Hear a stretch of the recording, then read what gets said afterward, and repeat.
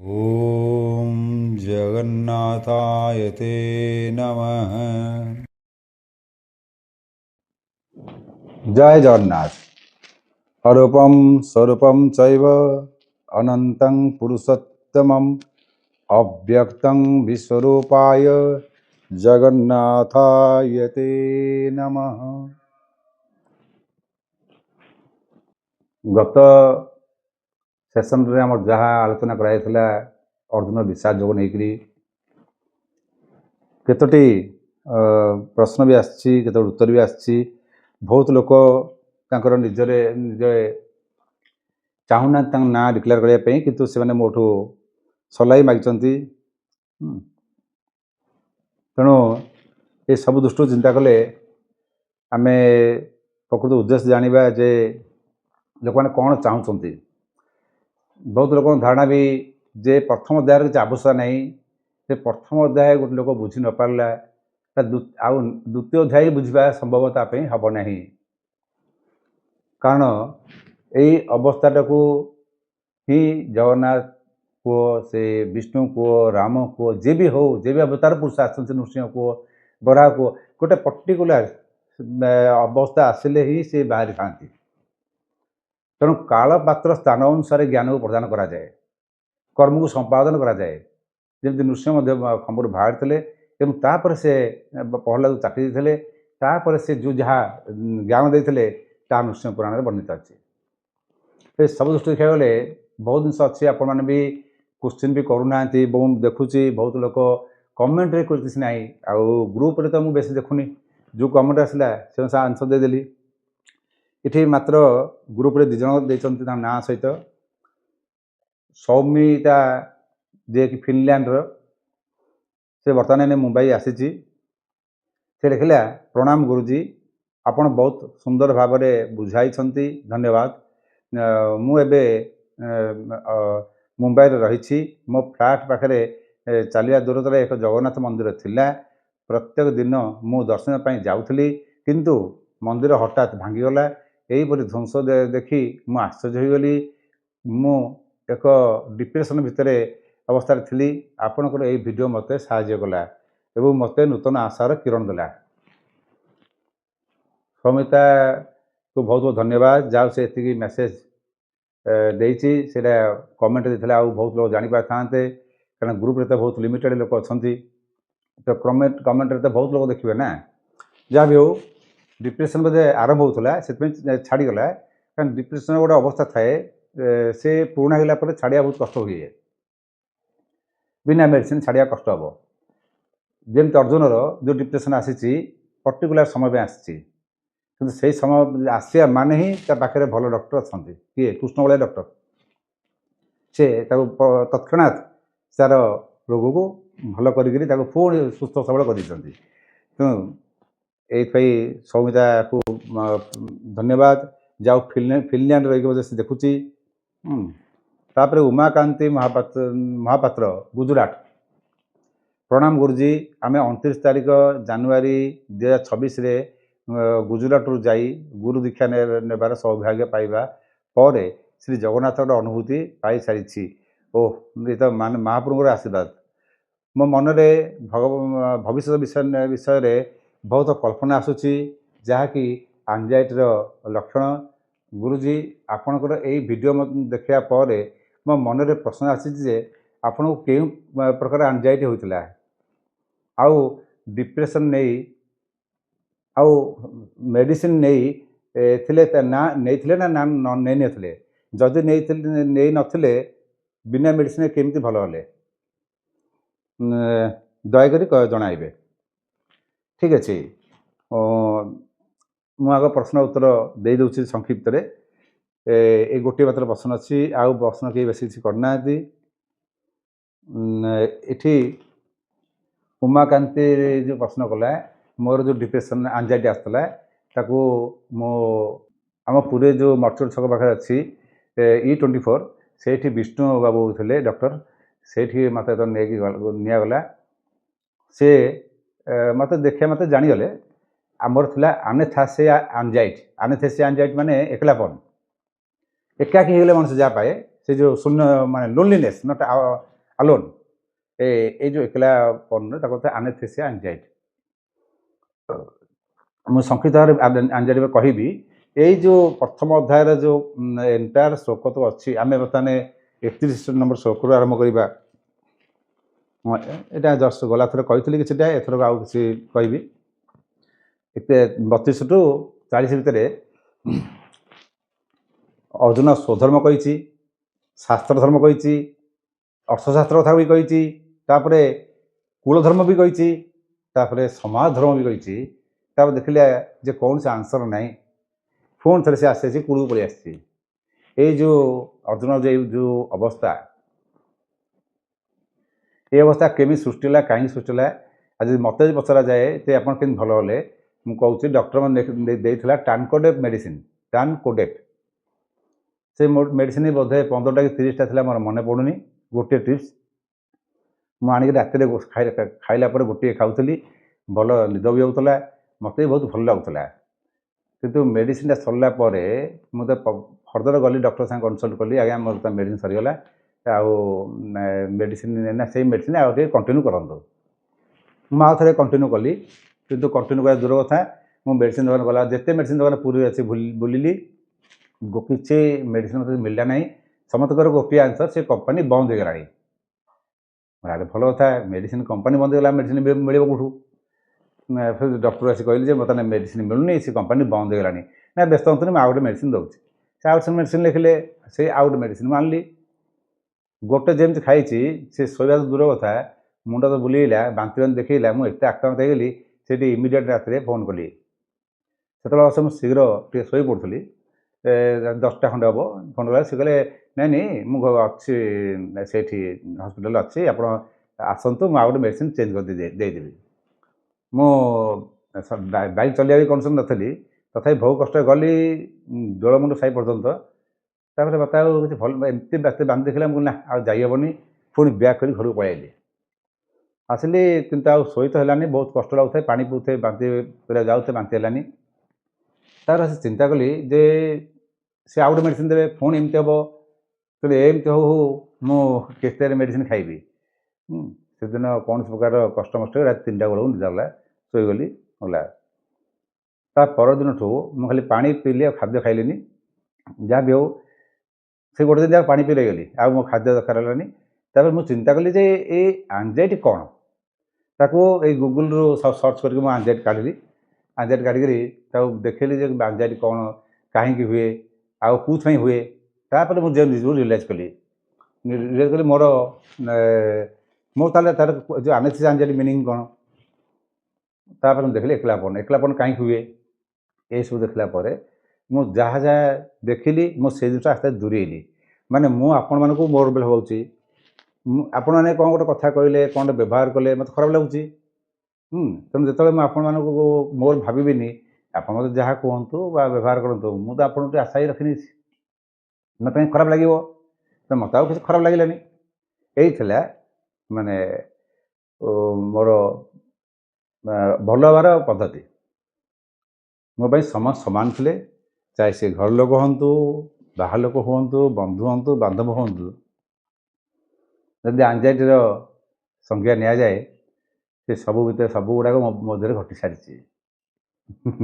ତେଣୁ ଯାହା ବି ହଉ, ଭଗବାନ ଦୟାରୁ ସେ ସବୁ ଗୁଡ଼ାକରୁ ମୁଁ ଆସ୍ତେ ଆସ୍ତେ ନିଜକୁ କ୍ୟାନସଲ୍ ଚାଲିଲି। ନା, ଆମେ ଆମର ନିଜେ ନିଜର ବାସ୍ ସତ୍ୟ ଭଗବାନ ନିଜେ। ମୁଁ ବହୁତ ଚେଷ୍ଟା ବି କଲି, ମୁଁ ମେଡ଼ିଟେସନ୍ କରିବା ପାଇଁ ହେଲାନି, ସେ ପୂର୍ବ ଅତୀତର ସ୍ମୃତି। ତେଣୁ କିନ୍ତୁ ମୁଁ ବାରମ୍ବାର ଚେଷ୍ଟା କଲି, ବାହାରେ ବୁଲିଲି ଏକଲା, ଆଉ ସାଙ୍ଗ ବି କାହାକୁ ନେଲିନି କି କାହା ସାଙ୍ଗେ ମିଶିଲିନି। ସମୁଦ୍ର କୂଳକୁ ଗଲି, ସେ ସମୁଦ୍ରର ପୁରୁଣା ସାଥୀ ଶୂନ୍ୟ ପଡ଼ିଥିବା ଡଙ୍ଗା, ସେଠି ବସେ। ଏମିତି କରି 4-5 ଦିନ ଗଲା ପରେ ଆସ୍ତେ ଆସ୍ତେ ମୋତେ ଟିକେ ଭଲ ଲାଗିଲା। ତାପରେ ମୁଁ 7 ଦିନ ଭିତରେ ସମ୍ପୂର୍ଣ୍ଣ ମାତ୍ରାରେ କ୍ଲିୟର ହେଇଗଲି। ବ୍ଲଡ଼ ପ୍ରେସର ଚେକ୍ କରିବାକୁ ଗଲି, ବ୍ଲଡ଼ ପ୍ରେସର ନାହିଁ, ଆଉ ହାଇ ନାହିଁ, ନର୍ମାଲ। ଡକ୍ଟର କହିଲା କ'ଣ ଏଇ 7 ଡେଜ୍ ଭିତରେ ଆପଣ ହେଲା? ନା ମୁଁ ହଁ, ମୁଁ ତ ମେଡ଼ିସିନ ନେଉନି। ସେ ନାହିଁ, ଆପଣ ଟିକେ ବ୍ଲଡ଼ ପ୍ରେସର ମେଡ଼ିସିନଟା କଣ୍ଟିନ୍ୟୁ କରୁଥାନ୍ତୁ, ନହେଲେ ଏଇଟା କ୍ଷତି କରିପାରେ। ମୋତେ ହେଇପାରେ କହୁଛନ୍ତି, କିନ୍ତୁ ଆସିଲି ତାଙ୍କୁ ଶୁଣିକି ଆସିକିରି ମୋ ଟାନକୋଡେଟ୍ 10 ଦେଇଥିଲେ। ନା ଆଉ ଗୋଟେ କ'ଣ 10 ଦେଇଥିଲେ ମନେ ପଡ଼ୁନି 20 ନା 10 ଦେଇଥିଲେ ମନେ ପଡ଼ୁନି 20 ବୋଧେ ସେ ଟାନ୍ କରିବାକୁ 20 ହଁ ସେଇଟା ମୁଁ ଦିନେ ଦିନ 3 ଦିନ ଖାଇଲି ଆଉ ବନ୍ଦ କରିଦେଲି ଆଉ ମୋତେ କିଛି ହେଇନି ତାପରେ ପୁଣି ପୁନର୍ବାର ମୁଁ ମେଡ଼ିଟେସନ୍ ଆଉ ନର୍ମାଲ ପ୍ରାଣାୟାମ ଏବେ ରେଗୁଲାର ସେମିତି ହେଉନି କିନ୍ତୁ ନର୍ମାଲ କିଛିଟା ହେଇଯାଉଛି କିନ୍ତୁ ଯେଉଁ ପୂଜା ରେଗୁଲାର ଯେଉଁଟା ହେବା କଥା ସେଇଟା ଠିକ୍ସେ ହେଇପାରୁନି ତଥାପି ମୋର ବିଶ୍ୱାସ ଯେ ହେଇପାରିବ ଆରାମସେ ଆସ୍ତେ ସମ୍ପୂର୍ଣ୍ଣ ମୁଁ ତ ଭଲ ଅଛି ବର୍ତ୍ତମାନ ଆପଣମାନଙ୍କ ଯଦି ଅଛି ତାହେଲେ ସେଇଭଳିଆରେ କରନ୍ତୁ ମୁଁ ବେଶୀ କେତେଟା ଜିନିଷ ଯେଉଁଟା ମୁଁ ପଢ଼ିଛି ଆଉ ଗୋଟିଏ ମୋର ଏବେ ନୂଆ ଶିଷ୍ୟ ଅଛି ଯିଏକି ସାଇକାଟ୍ରିକ୍ ଡକ୍ଟର ହୁଏତ ସିଏ ଆପଣମାନଙ୍କୁ ବହୁତ ଭଲ ଭାବରେ ସେ ଏଇ ବିଷୟରେ ବୁଝେଇ ପାରିବ କାରଣ ମୁଁ ତ ଡକ୍ଟର ନୁହଁ ତେଣୁ ଏଇ ଯେଉଁ ଆଂଜାଇଟି ବା ଡିପ୍ରେସନ୍ ଏଠି ଯେଉଁ ଡିପ୍ରେସ୍ ହେଇଯାଇଛି ନା ଅର୍ଜୁନ ସେ ଡିପ୍ରେସନ୍ଟା କାହାକୁ କାହାକୁ ନେଇକରି ହୁଏ ସେ ସବୁଗୁଡ଼ାକ ଅର୍ଜୁନ ପାଖରେ ଏଠି ଦେଖାଦେବ ଯଦି ଆପଣମାନେ ଏଠି ପୁରା ଟିକେ ବୁଝିପାରିବେ ତାପରେ ଜାଣିପାରିବେ ଯେ ଅର୍ଜୁନର କେଉଁ ଟାଇପ୍ର ଆଂଜାଇଟି ଥିଲା ବା ଡିପ୍ରେସନ୍ ଆସିଥିଲା ଡିପ୍ରେସ୍ ଭାଙ୍ଗି ପଡ଼ିଲା ପୁରା ଆଂଜାଇଟି ହେଲା ମାନେ ଥରିବ ବଡ଼ିଟା ଷ୍ଟେବଲିଂ କରିବ ଆଚ୍ଛା ତାପରେ ଆମେ ଦେଖିବା ଯେ ଆକ୍ଚୁଆଲି ଆମର ଚିନ୍ତା ଅନୁସାରେ ଆମ ମସ୍ତିଷ୍କରେ କେମିକାଲ ଯେଉଁ ଥାଏ ସେ କେମିଷ୍ଟ୍ରି ଚେଞ୍ଜ ହେଇଯାଏ ଆମେ ଦୁଃଖୀ ହେଇ ଆସିବା ଆମ ଭିତରେ ଡୋପାମାଇନ୍ କମି ଆସିବ ଆମେ ହଠାତ୍ ଆନନ୍ଦିତ ହେଇଯିବା ତ ଡୋପାମାଇନ୍ ବଢ଼ିବ ତେଣୁ ଏଇଠୁ କ୍ୟୁର କେମିତି ହେବା ସେ ବିଷୟରେ ମୋ ଠାରୁ ବେଟର ଜଣେ ଡକ୍ଟର ଆଡ଼ଭାଇସ୍ ଦେବାଟା ଷ୍ଟିଲ୍ ଦେନ୍ ମୋର ଅନୁଭବ ଦୃଷ୍ଟିରୁ ମୁଁ ତୁମକୁ କିଛିଟା ସମ୍ୟକ କହିଦେଉଛି ଏଠି ସଂକ୍ଷିପ୍ତ ଆକାରରେ କହୁଛି ଆମର ଯେଉଁ କେମିକାଲ ଥାଏ ବା କେମିଷ୍ଟ୍ରି ଥାଏ ବ୍ରେନ୍ରେ ଆମେ ଯଦି ଆନନ୍ଦ ହେଉ ଆନନ୍ଦ ପାଇଁ ଦରକାର ଡୋପାମାଇନ୍ ଡୋପାମାଇନ୍ଟା ସିକ୍ରେସ୍ ହୁଏ କି ରହିବନି ଷ୍ଟୋର୍ କରି ରଖିବା ପାଇଁ ହେଲେ ତାର ସେରୋଟୋନିନ୍ଟା ସେଟା ଦରକାର ହୁଏ ସେରୋଟୋନିକ୍ କେମିକାଲଟା ବାନ୍ଧିକି ରଖିବ ଏବଂ ତାକୁ କାର୍ଯ୍ୟକାରୀ କରିବାକୁ ଗଲେ ସେ ତାକୁ ଅକ୍ସିଟୋନିକ୍ କୁହାଯାଏ ଏଇ ତିନିଟା ଯାକ ମେଜର କେମିକାଲ ଦରକାର ହୁଏ ତାପରେ ଗାବା ଆଣ୍ଡ୍ରୋଫିନ୍ ଆଉ ମେଟାଟୋନିକ୍ଟା ସେଟା ଦରକାର ହୁଏ ରାତିରେ ଶୋଇଲା ବେଳକୁ ଆପଣ ଏଇସବୁ କେମିକାଲ କିଛି ମୁଣ୍ଡରେ ପୁରାନ୍ତୁନି ବିନା ମେଡ଼ିସିନ ଭଲ ହେବା ପାଇଁ ମୁଁ ଗୀତା କହୁଛି ଗୋଟେ ଲୋକ ଯଦି ଗୀତାର କଥାଟା ଠିକ୍ ସେ ବୁଝିଯିବ ତାହେଲେ ତାର କୌଣସି ମେଡ଼ିସିନ ଦରକାର ହେବ ନାହିଁ ଏଇଟା ସିଓର ଯଦି ନିଜ ଉପରେ ତୁମ ନିଜର ବିଶ୍ୱାସ ଅଛି ଯେ ଠିକ୍ ସେ ବୁଝିପାରିଲ ବା ମୁଁ ବୁଝି ପାଇଲି ତୁମେ ନିଶ୍ଚିତ ଭାବରେ ଆମର ଯେଉଁ ମାନସିକ ରୋଗ ଥାଏ ଭଲ ହେଇଯିବ କେତେବେଳେ ମୋ ବ୍ୟକ୍ତିଗତ ଅନୁଭବ କହୁଛି ଆପଣଙ୍କୁ ବ୍ୟକ୍ତିଗତ ମୋର ଗୋଟେ ଭୁବନେଶ୍ୱର ଥିବା ଗୋଟେ ଶିଷ୍ୟ ଘରକୁ ମୁଁ ଗଲି ମୁଁ ଯିବା ପୂର୍ବରୁ ସେମାନେ ମୋତେ 12 ଥର 13 ଥର 14 ଥର ଫୋନ୍ କରିଛନ୍ତି ଅସୁବିଧା ହେଲା କ'ଣ ନା ମୋ ଫୋନ୍ଟା ସାଇଲେନ୍ସ ମୋଡ଼କୁ ପଳେଇଛି ମୁଁ ଆଉ ଶୁଣିପାରିନି ତାଙ୍କର କଲ୍ଟା ମୁଁ ତ ଏମିତି ପାକେଟ୍ ରଖେ ସେଟାକୁ ମୁଁ ଏୟାର ବ୍ୟାଗ୍ ରଖିଦେଇଛି ଆଉ ଶୁଣିନି ମୁଁ ଗଲାବେଳକୁ ତାଙ୍କ ଘର ଭିତରେ ପୁରା ତୁମୁଳ କାଣ୍ଡ ସେ କଥା କ'ଣ କାହିଁ ଜାଗ ପାଚ ପୁଣି ଏମିତି ଫିଙ୍ଗା ପଡ଼ା ବି ଆରମ୍ଭ ହେଇଗଲାଣି ମୁଁ ଯେତେବେଳେ ଦେଖିଲି କ'ଣ ଧୁମଧାମ ସାଉଣ୍ଡ ବାହାରକୁ ବଡ଼ ବଡ଼ ବି କଥା ଚାଲିଛି କଥାଟା କ'ଣ ସେ ସ୍ୱାମୀ କହୁଛି ସ୍ତ୍ରୀ କି ଯେ ତୁମେ ଗୁରୁଜୀ କ'ଣ କହିଲ ତୁମେ ଗୁରୁଜୀ ଆମର ଫୋନ୍ ଉଠୁନାହାନ୍ତି ସେ କହିଲେ ମୁଁ କହିନି ତୁମେ କ'ଣ ତାକୁ କହିଥିବ ସେଥିପାଇଁ ସବୁ ଗୁରୁଜୀ ଉଠୁନାହାନ୍ତି ଏମିତି ହେଇକିରି ସେ ତା କଥା ମାନେ ଯିଏ ମୋତେ ଭଲ ପାଉଛନ୍ତି ସିଏ କହୁଛି ତୁମେ ସ୍ୱାମୀ କହୁଛି ସ୍ତ୍ରୀ କି ସ୍ତ୍ରୀ କହୁଛି ସ୍ୱାମୀ କି ଯେ ତୁମ ସହ ସେ ଗୁରୁଜୀ ଉଠୁନାହାନ୍ତି ସେ କହୁଛି ତୁମ ସହ ଗୁରୁଜୀ ଉଠୁନାହାନ୍ତି ଯେ ଗୁରୁଜୀକି ହାଜର ହେଲେନି ଦ୍ୱାର ପାଖରେ ଗୁରୁଜୀ ଯେତେବେଳେ ଦ୍ୱାର ବାଡ଼ି ମାନେ କଲିମେଲ ଚିପିଲେ ସେଥିରୁ ସେ ତରବର କିଏ ମାନେ ସତେ ତାପରେ କିଏ ବାହାର ଲୋକ ଆସିଗଲା ସେ ମୋତେ ହଠାତ୍ ଦେଇଦେଲେ ସେ ଆଶ୍ଚର୍ଯ୍ୟ ରହିଲେ ହେ ଗୁରୁଜୀ ଆସିଲେନି କହିଲେ କ'ଣ ଏମିତି ସବୁ ଚିନ୍ତା ହେଇ ପଡ଼ିଛି ନା ଗୁରୁଜୀ ସିଏ ଏଥିରୁ ତା ସ୍ତ୍ରୀଟା ଆସିକି ଗୁରୁଜୀ ମୋର କ'ଣ ଭୁଲ ହେଇଗଲା ଯଦି କୁହନ୍ତୁ ମୁଁ ମୋ ଉପରେ ବହୁତ ଚିଡ଼ିଲେଣି ମୁଁ କ'ଣ ଆପଣଙ୍କୁ ଇଏ କଲି ଆପଣ ଫୋନ୍ ଉଠେଇଲେନି ମୁଁ ତାକୁ ଫୋନ୍ କରିଥିଲ ନା ଗୁରୁଜୀ ସିଏ ଗୁରୁଜୀ ମୋ ଉପରେ କିଛି ଖରାପ ହେଇଛନ୍ତି ମୋ ହାତ ମୁଁ ଭୁଲ ମାଗୁଛି କଥା କ'ଣ ନା ମୁଁ ବି ଫୋନ୍ କଲି ଆପଣ ଉଠେଇଲେନି ମୁଁ କହିଲି କ'ଣ ତ ଫୋନ୍ ତ ଉଠେଇନି ତାହେଲେ ମୋ ଫୋନ୍ଟା ଗଲା କୁଆଡ଼େ ପାକେଟ୍ ଦେଲେ ପାକେଟ୍ ତ ନାହିଁ ମୁଁ ଭାବିଲି ମୋ ଫୋନ୍ଟା କେଉଁଠି ପଳେଇଲି କି ଛାଡ଼ିଦେଲି କି ମୋର ତ ସେ ଅଭ୍ୟାସ ଅଛି ନା ଛାଡ଼ିଦେବା ତେଣୁ ଏୟାର ବ୍ୟାଗ୍ ଦେଖିଲା ବେଳକୁ ଫୋନ୍ଟା ତା ଭିତରେ ଅଛି ଫୋନ୍ କଲା ବେଳକୁ ଦେଖିଲା ବେଳକୁ फोनटा साइलेंस मोड को पड़ी आर बार कलु तार 7 कल बोले भगवान पुरी आसा भितर गोटे घंटा भितर जब स्वामी स्त्री गोटे भल जिन नहीं ये जिनस है चिंता करूँ आम प्रति जिन पजिटिव ने चेष्टा करवा फास्ट फास्ट है आम गोटे सकारात्मक ना जे हुए तो गुरुजी फोन घर छाड़ी देते हुए जब गुरुजी पाखे फोन नथिबो हुए तो गुरुजी पाखे साइलेंस मोड पड़ी थी आम गुरुजी रागिले यहाँ कहीं चिंता कर ना आउ गोटे फोन फोन करदे जब गुरुजी न उठेले जाने कौन कुछ असुविधा होती आज फोनटा ना तार एमती मत देखा गले शुणु आमर कर्म गला मो निज कर्म हो गंभीरा भितर मानने भीतर पर सियाड़ी सियाड़ी आम फोन अलाउ ना एपरि चश्मा भी अलाउ ना मैं चश्मा भी काढ़ा पड़े तेणु से क्षेत्र में फोन नेबार पसंद ना से समय जो मुझे तो फोन एमती नर्माली मंदिर को नहीं न थाए मो कर्मक्षेत्र बड़े आउ से बाहर जो आम अच्छी भोग पतियारी भोग ऑफिस से रखीदिए ना गाद भर रखीदे फोन टाक साइलेंस मोड कर दे तेणु गोटे जिनस न जानी देखु गोटे लोक एमती एमती कल दिया तेणु आप मैंने जो अनावश्यक भावना मुक्त रुहतु अनावश्यक भावना तेणु वर्तमान अवस्था अर्जुन अच्छी सौभाग्य तार कृष्ण अच्छा से समय को तार वर्तमान समयटा से भूली जाऊँगी अतीतर स्मृति अनिश्चित भविष्य पाखे थुआ से भविष्य आशा कर बहुत एमती अर्जुन शास्त्र पढ़ी बहुत अति ज्ञानी हेल्ले भी मूर्ख हो जाते यहाँ मन था अति ज्ञानटा भी भल नुहे अर्जुन अति ज्ञानी जे बहुत ज्ञानी कारण शास्त्र उदाहरण थोब तेणु यही आम जो डिप्रेसनटा जो आसे मुख्यतः 5टा स्थान आसता है सब बड़ स्थान है कौटा बड़ स्थान हूँ निजर परिवार निज निज लोक निज परिवार परिवार विषय नहीं गले से आम सब कहूँ जे बापा माँ सदा पुओ हित चाहती मंगल करते मो अमान्य होनी कि बापा माँ तो भगवान नुहे जहाँ चाहिए भल पुओर पिलांकर हम जे से माने तो नहीं आ प्रत्यक्ष दृष्टि देखा गले मुझे माँ देखी जे कि हस्पिटाल जन्म कर मारी भी देती नर्स जाबड़े मारिक से माँ को जन्म जन्म कला माँ को नर्स जाबड़े मारिक से जा सार डाकिया सार आसत आसत स्त्रीटा से आसला बेलू से स्त्री लोक पड़ी मरला पिलाटी बेड्रे पड़ी यहाँ मुझे आखिरी देखी जोटा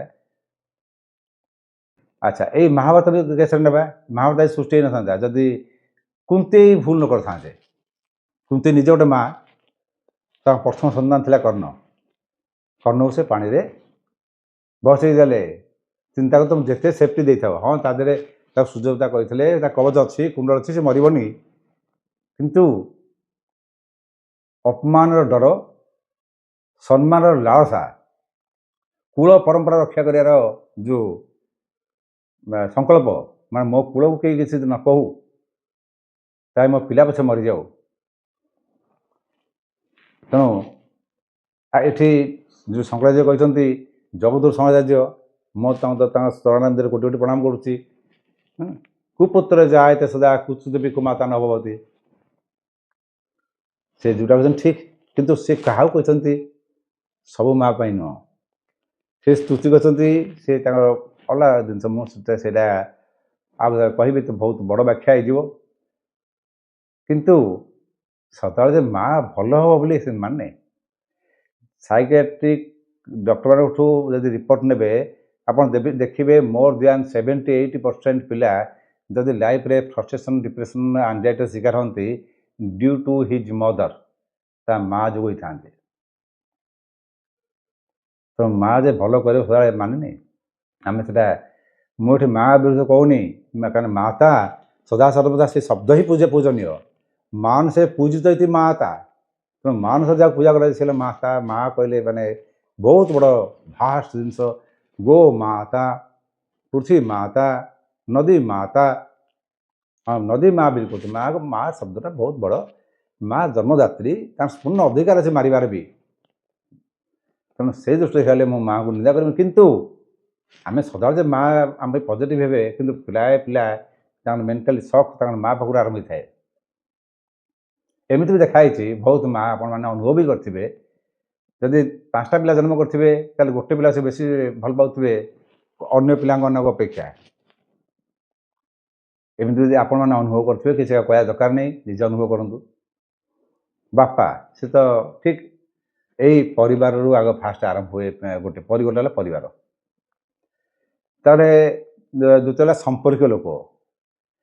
ଆଚ୍ଛା, ପରିବାର କହିଲେ ସ୍ତ୍ରୀ ଯଦି ବୁଝିବ, ବେଳେବେଳେ ସ୍ତ୍ରୀ ମୁଁ ଯାହାକୁ ତମେ ବୁଝିପାରୁନ, ସେ ମୁଁ ଯାହାକୁ ତମେ ବୁଝିପାରୁନ, ପାଠଶୁଣ୍ଡ। ଏମିତି ମଧ୍ୟ ବିନା କାରଣରେ ମିସ୍ଅଣ୍ଡରଷ୍ଟାଣ୍ଡିଂ ବି ଦିନ ସ୍ୱାମୀ ସହିତ ହେଇଯାଏ। ଯାହାଫଳରେ କି ସ୍ୱାମୀ ଗୋଟେ ପ୍ରକାର ଅବସ୍ଥାକୁ ଯାଏ, ସ୍ତ୍ରୀ ମଧ୍ୟ ଆଉ ଗୋଟେ ଅବସ୍ଥାକୁ ଯାଏ। ଏଇଟା ବି ହୁଏ। ପିଲାମାନଙ୍କର ବ୍ୟବହାର ବେଳେବେଳେ ବାପା ମା ପ୍ରତି କଟୁ ହେଇଯାଏ। ତେଣୁ ସେଇଟା ବି ଗୋଟେ ଏଇ ଯେଉଁ ପରିବାରର ଗୋଟେ ପ୍ରେସର। ଦ୍ୱିତୀୟ ସେଇଟା ସମ୍ପର୍କୀୟ। ସମ୍ପର୍କ ଲୋକ ରହିଲେ ମନେକର ଯେ ଆମର ମାଉସୀ ପିଇସି ଏସବୁ ରିଲେଟିଭ୍ ଅଛନ୍ତି। ତେଣୁ ସମ୍ପର୍କ ଲୋକମାନଙ୍କ ଦ୍ୱାରା ମଧ୍ୟ ଯଦି କିଛି ଅପମାନ ମିଳେ, ଇଏ ମିଳେ ବା ଅନାଦର ମିଳେ, ଫ୍ରଷ୍ଟ୍ରେସନ୍ ଆସିଯାଏ। ଏଇ ହେଲା ସମ୍ପର୍କ, ଯୋଉଟା ହେଲା ଦ୍ୱିତୀୟ ହେଲା ସମ୍ପର୍କ। ଆଉ ବର୍ତ୍ତମାନ ରହିଲା ତିନୋଟି। ତିନୋଟିରୁ ଗୋଟେ ହେଉଛି ବାର୍ତ୍ତାଳାପ, ମାନେ କଥାବାର୍ତ୍ତା ଥଟ୍ଟା ମସ୍କରା କେତେବେଳେ କ'ଣ ବାହାରିଯାଏ, ସାଙ୍ଗସାଥି ଯେତେବେଳେ ବସିଲା ବେଳେ ସିଏ ବି ବେଳେବେଳେ ଗୋଟେ ସକ୍ ଲାଗିଯାଏ। ଆମେ ତ ସେଇଟାକୁ ଧରିକିରି ମୋତେ ଏମିତି କହିଦେଲା, ମୋତେ ସେ ମଜାରେ କହିଥିବ, ମଜାରେ।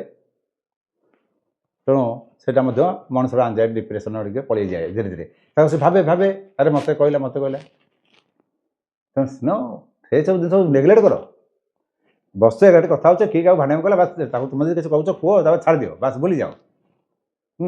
ତାପରେ ପର୍ବପର୍ବାଣି ଏଇ ଯେଉଁ ଫଙ୍କସନ୍ ଗୁଡ଼ାକ ହେଲେ ସେତେବେଳେ ବହୁତ ଡିଷ୍ଟର୍ବାନ୍ସ ହୋଇଯାଏ। ମାନେ ଏତେ ଗହଳି ଭିତରେ ଭୁଲ ଗୋଟା ତ ନ୍ୟାଚୁରାଲି ସମସ୍ତଙ୍କର ଇଚ୍ଛା ହେବ, ସେ ଭୁଲରେ ନେଇକରି କିଛି ବହୁତ ଦ୍ୱନ୍ଦ୍ୱ ସୃଷ୍ଟି ହୁଏ, ଯେଉଁଟାକି ମଣିଷ ମଧ୍ୟରେ ସକ୍ ବି ଆସେ।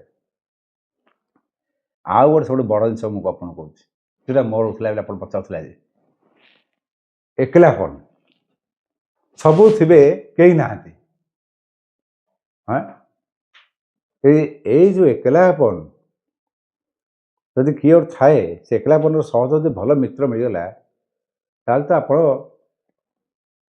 ସେଇ ମୁହୂର୍ତ୍ତରେ ହିଁ ଆଞ୍ଜାଇଟି ଡିପ୍ରେସନ୍ ଫ୍ରଷ୍ଟ୍ରେସନ୍ରୁ ଭଲ ହେବେ।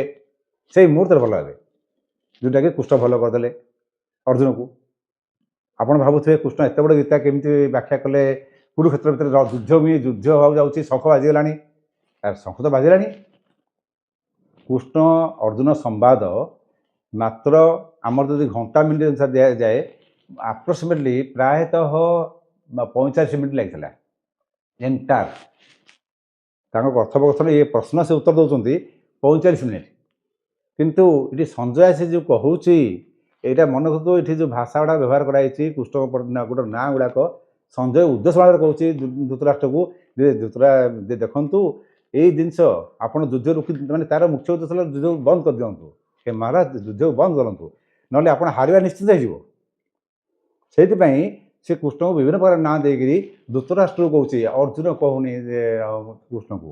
କିନ୍ତୁ କୃଷ୍ଣକୁ ଅର୍ଜୁନ ଯାହା କହିଛି ସେ ନର୍ମାଲ ଆଜ ୟୁଜୁଆଲ ଭାବରେ ହେ କେଶବ, ହେ କୃଷ୍ଣ, ଯେଉଁ କମନ ନାଁ ଯେଉଁଟା ଡକାଯାଏ, କାହ୍ନୁ, ସେ କାହ୍ନୁ ନାଁ କେବେ ଡାକେନି, କାରଣ ସେ ତ କାହ୍ନା ଡାକର ତ ଯଶୋଦା ମାଆଙ୍କର ଅଧିକାର ଅଛି, ମାଆର ଅଧିକାର ସେଇଟା କାହ୍ନା।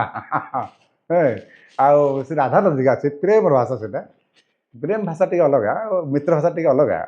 ଏଇ ବିଭିନ୍ନ ପ୍ରକାର ଶବ୍ଦ ଗୁଡ଼ାକ ସଞ୍ଜୟ ବ୍ୟବହାର କରିଛି କୃଷ୍ଣଙ୍କ ପାଇଁ। କାରଣ ସେ ବାରମ୍ବାର କହିବା ପଛର ଉଦ୍ଦେଶ୍ୟ ହେଉଛି ଯେ ଗୋଟେ ସିଏ ସ୍ୱୟଂ ଭଗବାନ, ତୁ ଭଗବାନ ଯେଉଁ ଗୋଟେ ଅଛି, ତା ଭଗବାନ ବିରୁଦ୍ଧରେ ଯାଇକି ନଡ଼ନା, ନହେଲେ ତୋର ପୁରା ନାଶ ହେଇଯିବ। ତାର ସଞ୍ଜୟର କହିବାର ଉଦ୍ଦେଶ୍ୟ ହେଲା ସେଇଆ।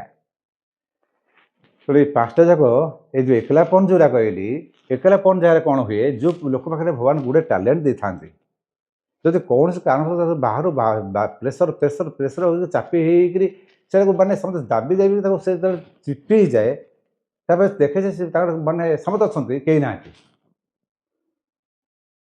ସେଇଟା ହେଲା ଏକଲାପଣ, ମାନେ ଆଞ୍ଜାଇଟି, ସେଇଟା ହେଲା ଆନେસ્થେସିଆ ଆଞ୍ଜାଇଟି। ସମାଜ ଯଦି ନ ଜାଣିଛି, ମୁଁ ସମସ୍ତେ ପାଇଁ ଗୋଟେ ଜିନିଷ କହୁଛି, ମନେ ରଖିଥାନ୍ତୁ, ଯେଉଁମାନଙ୍କର ଆନେસ્થେସିଆ ଆଞ୍ଜାଇଟି ବାହାରିଛି, ସେମାନେ ନିହାତି ଗୋଟେ ଟ୍ୟାଲେଣ୍ଟ ଅଛି। ଆଉ ସମାଜ ତାଠାରୁ ବହୁତ ଜିନିଷ ନିଏ, ଯଦି ନେଇପାରିବେ ତ ବହୁତ ଜିନିଷ ନେଇପାରିବେ। कहीं आपण जब मोटू किसी ना चाहिए बहुत जिन नहीं पारे कि नहीं पारे आप प्राक्ट कर पारे हाँ मुझे प्राक्ट कर पारे तो चाहिए भी तथापि मुझे कहूँ जो मैंने प्राक्ट कर कौन फल पाँच जो मानक नहीं परीक्षा करा पचरा जाऊ जे तुमने कौन फल पाइच प्राक्ट करें कहे निज अनुभूति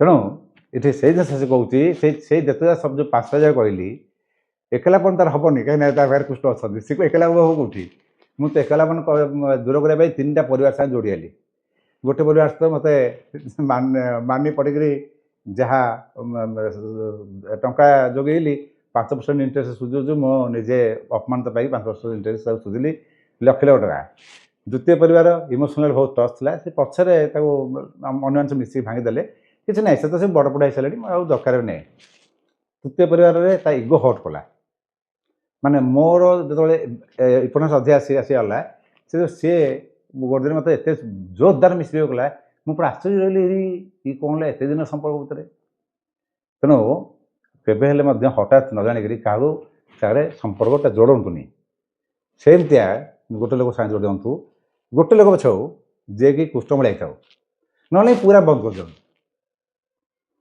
सब बेटर जदि आपण मैंने ये जो कहली संपर्क फंपर्क जदि होता है तार सीधा जी दर्पण ठिया भावे संपर्क लोक ठिया फोटो रखिदे ना आजकल तो मोबाइल भाईला फोटो काटिदे जहाँ गाली देवा कथा गाली देदेवे बंद करदे ना भगवान कृष्ण मूर्ति हो दुर्गा जहाँ तुम इष्ट अच्छे से मूर्ति भाव पलैबे जहाँ कहवा था जमी आम सेवायत मैंने कहते जगन्नाथ को एपरी बहुत साधारण लोक भी कहते प्रभु हे महाप्रभु एमती देले आप दया करते सेमती पूरा मुँह खोलिकी बड़ बाटे कहतु जमी कहते बिंदास मन रखु जगन्नाथ क्रिया बिंदास ठीक कहीदेवे एंजाइटी हल्का हो ये बहुत बड़ जिनसा किंतु ये जो एकलापन गोटे भल बंधु दरकार मोर बंधु के साहय कलेनी मत बंधु से भगवान आशीर्वाद से मिलला आ से मत बंधु हिसाब भी बिहेवियर भी से अनुसार मत जीवन रहा आम तो सेवक सेव्य हिसाब रहा नहीं जहाँ भी हो बर्तमान तो आम दुटा से शांति अच्छे रास्ता मो रास्तार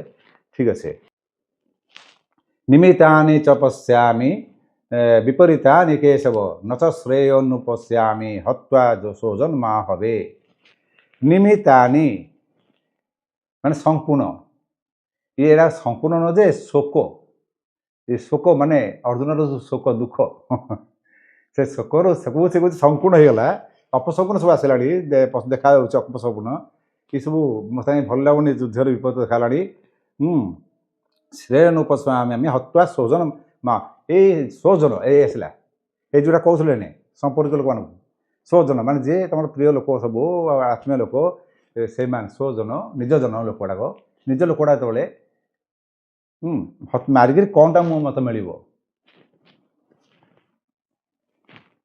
तापर 32 कहला न कांक्षे विजय कृष्ण न च राज्यं सुखानि च किं नो राजे न गोविंद किं भोगैर्जीवितेन वा न कांक्षे विजय कृष्ण कृष्ण कर्षदित कृष्ण जे आकर्षण करे कृष्ण जैसे जार शरणापन्न गले समस्त पाप जार को नाश जे करें सी है कृष्ण आर व्याख्या सब सुंदर सुंदर दिखाई विभिन्न प्रकार शास्त्र मानक गोविंद आमर ये कृष्ण शब्दटा गीतार सर्वमोट 9 थर व्यवहार हो 9 थर आउ पुरुष हतला सत्ता सत्ता माने प्रेजेंट उपस्थिति सत्ता ताधे जो रणपत्र युक्त जाऊँगी कृष्ण कृष्ण रणपत्र युक्त है तो रणटा युक्त होगा कौन रण अर्थ आनंद जो सत्तार आनंद थाए माने परमानंद सच्चिदानंद नित्यानंद ये आनंद हूँ कृष्ण कृष्ण परम ब्रह्म आनंद अच्छा फिर जोड़े राशि कहला गोविंद किंग नो राजेन हे राज्य मत कौन मिल किंग नो राजेन गोविंद गोविंदम बोला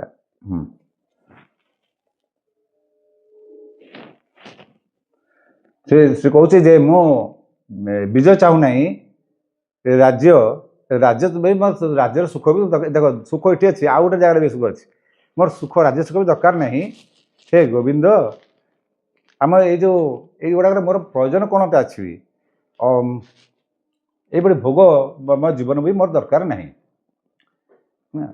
तापर से ये जिनटा को गोविंद अच्छा गोविंद टाक आम फास्ट बुझीदे बुझ सहज हम मुझे आगुआ कही गो अच्छा गो मान नर्माली गाई जे गाई रक्षा करे से गोविंद होला वृंदावन ये गोविंद वृंदावन नुह ये द्वारिका कृष्ण मथुरा आसिक द्वारिका से तो रजा तो रजा अजा कर रजा हाँ से निजे खाली तार माने रही से बसला जमी धृतराष्ट्र बसला दुर्योधन रजा होता सेमती अजा बसते ये माने अनुसार राज चलता तेणु गोविंद गो माने बाणी बिंद माने जे श्रेष्ठ जे भल भाव माने भल वक्ता जे भल भाव कथा कही पारे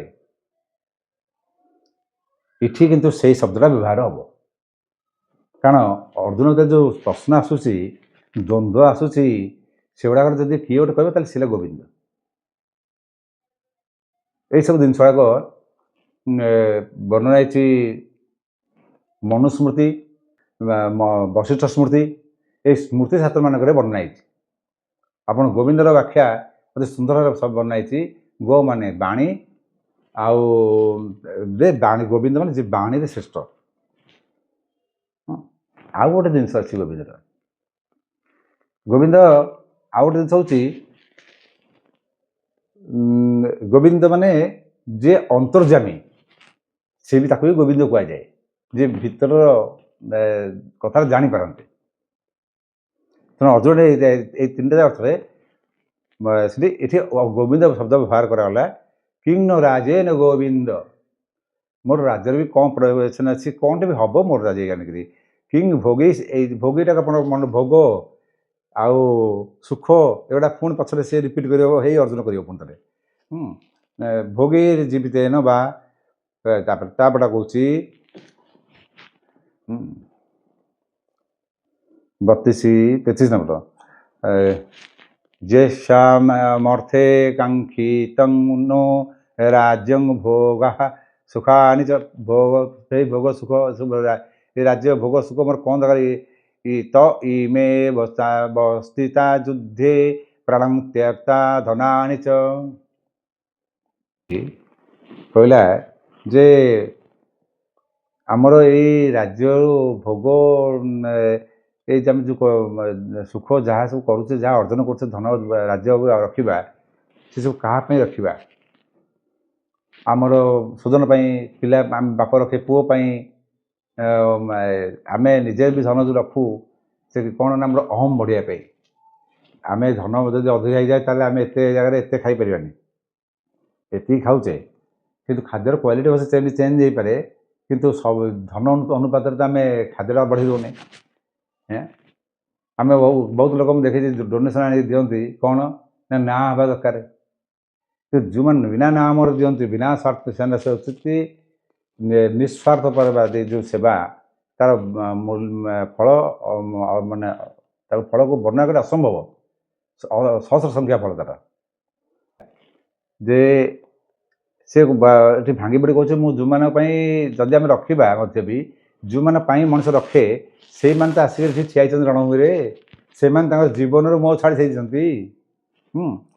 धन सब छाड़ी आसती दुर्योधन फर्स्ट छाड़ी आसी रणभूमि की से धन संपत्ति स्त्री समस्त छाड़ी आसी रणभूमि ठेती दुर्योधन कह बा मु कह भीम कह जी भी हो दुष्ट हूँ ये रखे क्या रखिए पिला दुर्योधन पुओ लक्ष्मण को आसी ठिया से मरीगला क्या रखे से दुर्योधन सेमती मो पिला से अभिमन्यु ठियाई द्रौपदी 5टा जाक पुओ ठियाई से मरीगले ताले कौन आम रखिकी आम कौन निजे खाली कौन करूँ एत द्वंद्वर अपेक्षा बरं ताप जगल रही शांति थी आम चिंता ना आम आनंद बुलूलु फलमूल खाऊलु जहाँ भी हो शांति तो थी ना धन संपत्ति कौन ठाक हम ତେଣୁ ଏଇ ଜିନିଷଟା ସେ ବର୍ତ୍ତମାନ କହୁଛି।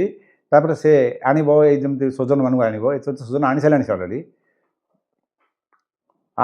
ଏଇଠି ଆଚାର୍ୟା ପିତରଃ ଆସିଲା, ଆଣିଲା ଏଥର ଆଚାର୍ୟା ପିତରଃ ପୁତ୍ରାସ୍ତଥୈବ ଚ ପିତାମହା। ଏଠି ପ୍ରଥମରୁ ଆଚାର୍ଯ୍ୟକୁ ଆଣିଲା। କାହିଁକି? ସେ 26 ଶ୍ଲୋକରେ କ'ଣ କହିଲା? ପିତୃରଥ ପିତାମହ 26 ଶ୍ଲୋକ। ତତ୍ରା ପଶ୍ୟତ ସ୍ଥିତାନ୍ ପାର୍ଥ ପିତୃନଥ ପିତାମହାନ୍। ସେ ସବୁବେଳେ ପିତୃନଥ ଆରମ୍ଭ କଲା, କାରଣ ସେ କୌଟୁମ୍ବୀୟ ସ୍ନେହ ବା କୌଟୁମ୍ବୀୟ ମମତା ବା କୌଟୁମ୍ବୀୟ ମାୟା ଥିଲା ତା ପାଖରେ। ମୋହର ମାୟା, ମୋହ, କୁଟୁମ୍ବ ପ୍ରତି ମୋହ। ସେଥିପାଇଁ ସେ ପିତୃନଥ ପିତାମହ ଆଣିଲା। କିନ୍ତୁ ପିତା ପିତା ସଦୃଶ ପିତାମହ ଏଇସବୁ ଆଣିଲା। ଏଠି ଷ୍ଟାର୍ଟିଂରୁ କହୁଥିଲା ଆଚାର୍ଯ୍ୟ, ମାନେ ଗୁରୁ ଆସିଗଲା।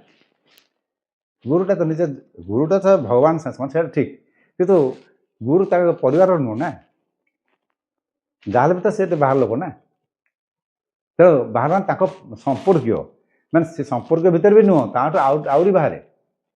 ତେଣୁ ଏଇ ଘର ଭିତରେ ଦେଖିଗଲେ ପିତାମହ ଭୀଷ୍ମ ଆସିପାରିବେ, ଆଉ ଇଏ କୁଜଣ ଆସିବେନି, କୃପା ଆସିବେନି, ମାନେ ଆସିବେନି।